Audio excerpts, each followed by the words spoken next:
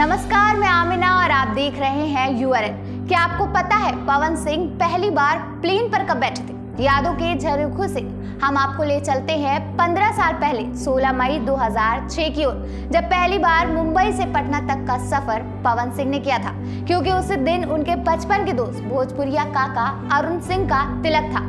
खुद अरुण सिंह ने उस रात का एक वीडियो UNN को भेजा है। आइए देखते हैं वो वीडियो।